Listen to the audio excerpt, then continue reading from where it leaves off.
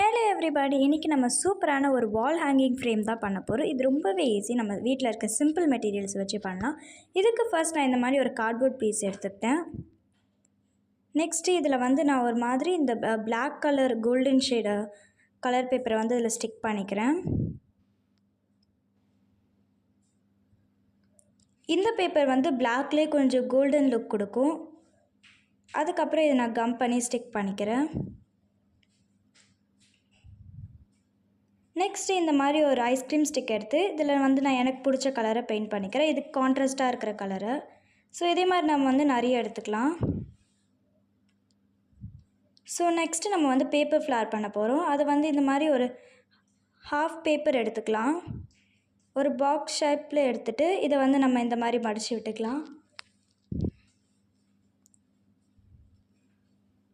So இது ஒரு சைடில் இருக்கிறது மட்டும் ஒரு பேப்பர் மட்டும் எடுத்து இப்படி மடித்து விட்டுட்டு இந்த சைட்லேயும் நம்ம மடித்து விட்டுக்கலாம்.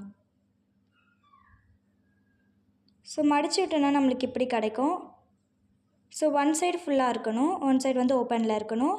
இப்போ நம்ம ஃப்ளவர் ஷேப்புக்கு ட்ரா பண்ணிக்கலாம்.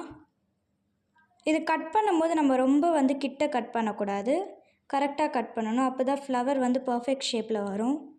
ஸோ இதை நான் கட் பண்ணி எடுத்துக்கிறேன். ஸோ இதை நம்ம கட் பண்ணி எடுத்துக்கிட்டோம். இப்போ பார்க்குறதுக்கு இது இப்படி தான் இருக்குது. நெக்ஸ்ட்டு இதுக்குள்ளே நான் ஒரு பெயிண்ட் ஷேட் கொடுத்துக்கிறேன். இதுக்கு நான் ரெட் கலர் டாட் மாதிரி கொடுத்துருக்கேன். ஸோ இந்த மாதிரி நான் 2 கலர்ஸில் பண்ணிக்கிட்டேன், ஒன்று ஒயிட் அண்ட் ஒன்று எல்லோ. ஸோ நம்ம பண்ணி வச்ச இந்த ஐஸ்கிரீம் ஸ்டிக்ஸை இந்த சைடில் ஒட்டிக்கலாம். நெக்ஸ்ட் இந்த மாதிரி ட்ரீ பிரான்ச்சஸ் இருக்கிற மாதிரி நான் பென்சிலில் ஷேட் கொடுத்துக்கிட்டு லைனிங்காக நெக்ஸ்ட் நான் பிளாக்கில் பெயிண்ட் பண்ணிக்கிறேன். ஸோ இது இப்படி தான் இருக்குது.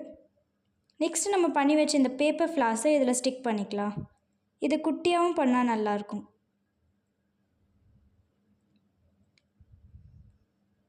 ஸோ இதுக்கு ஏற்ற மாதிரி நான் லீவ்ஸை கட் பண்ணி எடுத்துக்கிட்டேன்.